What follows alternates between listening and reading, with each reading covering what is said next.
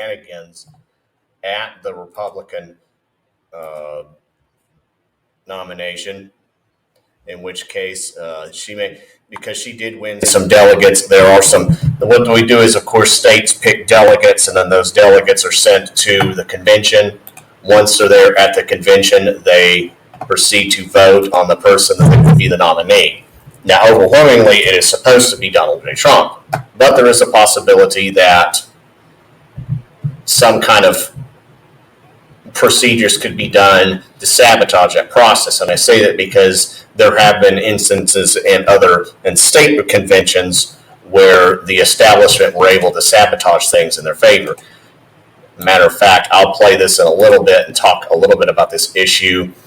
And the Republican last state convention for the Republican Party of Arkansas, the delegates from Pulaski County were not allowed into the process. So again, I'm talking mainly about the Trump jury court case, but the main reason for the court case was to either legally keep Trump from running for office, but more likely it was a political stunt. It's an effort to say Trump's under trial, so he can't run for office. Fortunately, it's not working. It's actually having the opposite effect. People see this now for what it is. Maybe years ago they may have been able to get away with this kind of stuff, where you'll see this in banana republics. I know the country from mom comes from, Nicaragua. This is exactly what they do. They will falsely accuse you of being involved in the drug trade, and then throw you in jail, and then forget about you. And sadly that's what they're trying to do here. That's what they have done with some people, the January 6th people. And at the same time, of course, when you have these kind of incidences, you have the flip side, where criminals like George Floyd, who should have never been out in public, or the director of ATF who got Brian Malinowski murdered here in Arkansas, are allowed to run free. So you have it on both ends. And of course, and there is a way that people could do something about this. One is, of course, they are having rallies in front of the courtroom to, pressure the court system into saying, no, this is wrong, you can't do this. And it is having an effect. I don't care what people say. You get enough protesters in front of a courtroom, it is going to have an effect. That's just my link I'm posting on Rumble there that you can share with others. Facebook, for whatever reason, has decided to not work on me. I don't know why. And I'm going to go to Podbeam in just a little bit. You can share it on there.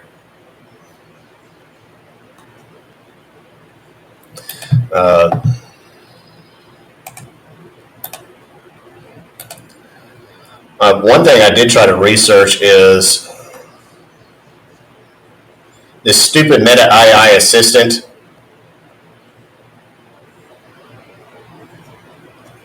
That Facebook has. It's only made things worse. I hate it. I wish I could get rid of it. I wish I could fire the idiots that made it. It's made Facebook even worse, on top of the fact that Facebook already, of course, does everything to limit. I already know I'm being shadow banned.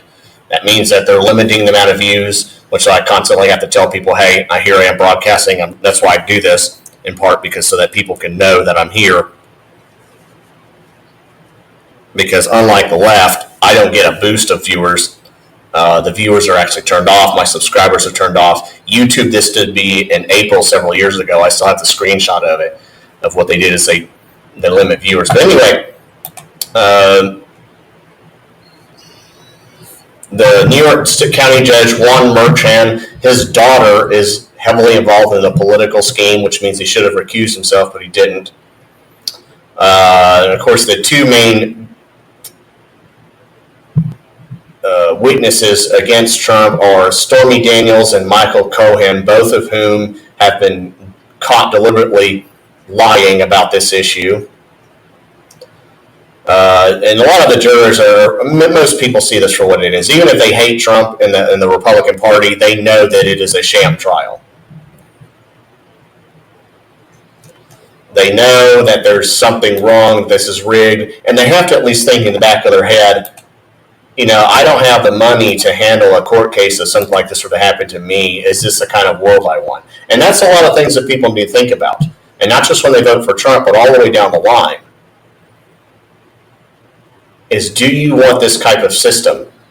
Do you want the type of world, nation, where the powers that be can just make up trumped up charges, as they say,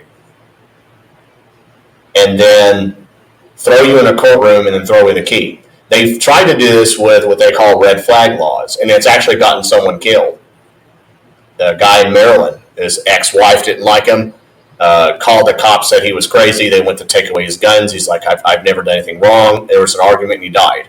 And that's the stuff that we know about. There's probably been more instances of that, but just like illegal alien crime, the media will hide that.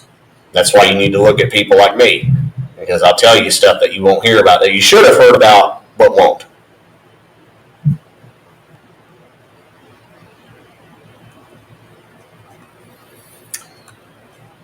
But I'm just going real quick because I have a lot of other things to do.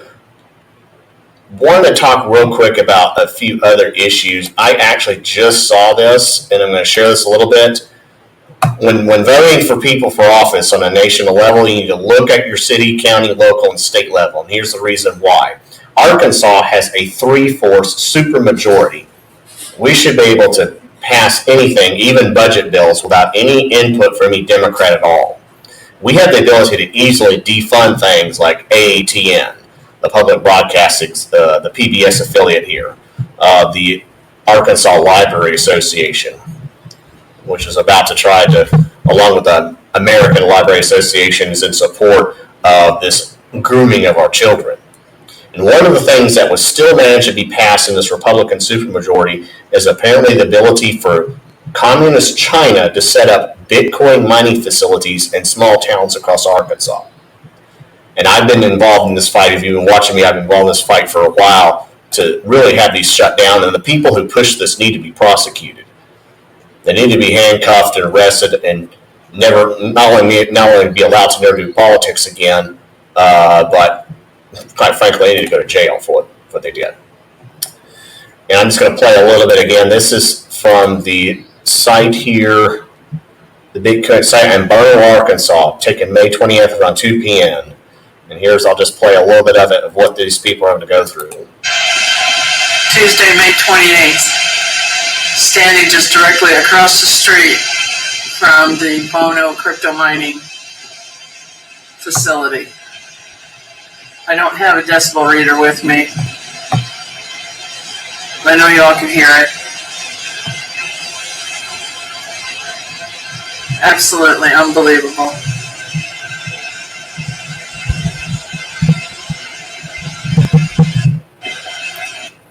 So yeah, that somehow managed to get passed by what some people have called bad actors, who we never seem to find the names for, in a Republican supermajority, and signed by our governor.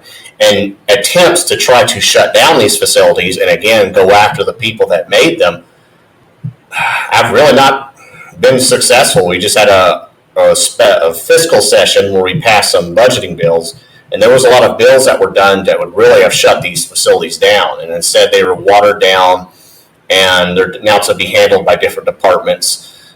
There's a few bills that say, something about, Chinese-backed corporations aren't allowed in here, but it's just going to be bypassed. And this was done by what we call uniparty globalists within the Republican Party, the Chamber of Commerce, and a lot of the consultants. And I'll actually bother to name them. Randy Zook, the Arkansas Chamber of Commerce, Impact Management, the consulting firm, and then Caldwell Consulting, Chris Caldwell, who unfortunately is basically the right hand and the handler for Governor Sarah Huckabee Sanders.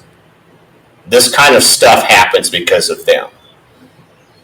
And there is actually the Republican State Convention for Arkansas is June 8th, and they're going to try some other backroom deals to try to keep conservatives from passing rule changes at that event. Now, recently, actually yesterday, there was several elections in the state of Texas. They had what's known as a primary runoff. Of course, they had their primary elections where the Republicans and Democrats choose their nominees. But if there's a race where somebody does not get 50%, it goes into what's known as a primary runoff. And then whoever gets the majority in that race wins. And unfortunately for the state of Texas, Republican conservatives tried to unseat a lot of what we call rhinos, but weren't able to because they have open primaries. They have a system where Democrats are allowed to cross over and sabotage Republican elections. And because most Democrat candidates are pretty much the same thing, they're all pretty much leftists, pro-abortion, pro-higher taxes, pro-grooming of kids, whatever issue it is, they decide they pretty much will be talked into going to Republican elections and sabotaging them. And that's exactly what happened in the state of Texas. Especially on a statewide level. There was an attempt to remove the Texas Speaker of the House. Oh my goodness, now I can't remember his name. And then there was an attempt to remove a congressman from Texas and replace him with a conservative named Brandon Herrera. And unfortunately, again, because of the what we call open primary system,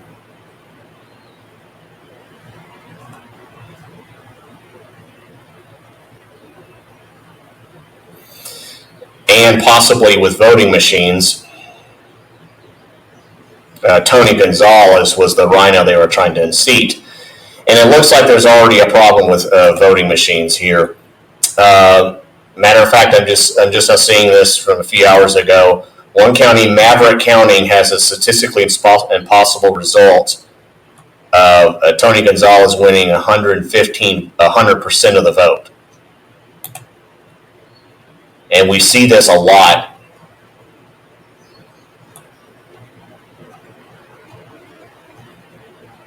Dominion stops it or strikes again. Yeah.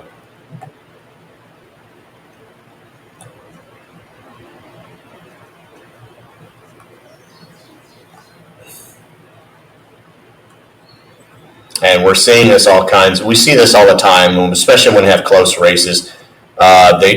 Electronic voting machines are put in place for the sole purpose of being able to be easily rigged in a way that's difficult for people to see.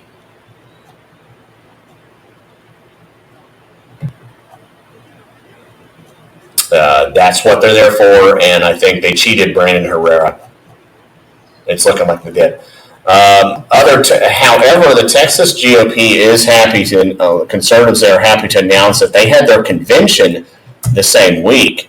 And in that convention, they decided to close primaries. So because of that, in the future, it will be a lot harder for these rhinos to win these elections. And then this felon guy was also a person who won. This is the best description of what happened in Texas. The Texas rhino swamp was heavily drained tonight, still cleaning up to do. Rhino rats like Dade felons squeaked by because they courted Democrats to vote in the open GOP primary. Texas needs to close their primaries ASAP. However, this is a more detailed description from a school choice evangelist guy. They targeted 13 Texas Republicans who voted against school choice. 9 of them lost. And by the way, and this is incumbents usually win like 95% of the time, and it can vary depending on the state or location. But yeah, it's very difficult to beat incumbents, even on a local level, let alone statewide or national. And hopefully, because of this, the Texas House will be a little more conservative. They may be able to remove this guy as Speaker of the House, even if they can't kick him out of office. And here's some Katrina Pearson apparently defeated Justin Holland. And then this Alan Schoolcraft, who's for school choice, well named. And then this Helen Kerwin defeated this Dwayne Burns. And you can see the asterisk there where they were the incumbent. So congratulations to all of them.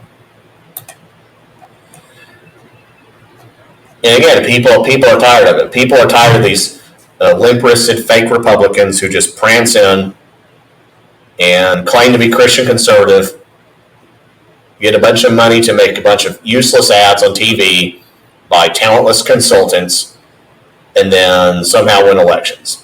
People are getting tired of it. I think if not for voting machines and for open primaries, Brandon Herrera would have replaced Tony Gonzalez for Congress. And by the way, that congressional race, that affects you and me. That affects everybody. You know, those people in Congress, that more money is going to go to Ukraine because of that. More money is going to be spent, wasted on foreign aid. And more money is going to be wasted on leftist judiciaries because of voting machines and open primaries. And, of course, June 8th, Arkansas is going to have their primary, and we're going to have to fight the similar battle. Close the primaries and get rid of the electronic voting machines. Those are going to be the two main issues to focus on. So I just wanted to share that right quick. Folks, you can follow me at Just the Right Angle, where I do mainly political events, but I've also filmed like weddings, graduations. You can find my contact info if you need me to film something or live stream it, especially in the Central Arkansas area. Give me a text or email me, justtherighteangle@yahoo.com. Also, listen to me on Podbean, where I do broadcasts on this and other issues. Other than that, that's about it. Y'all have a great day and find a way to get involved.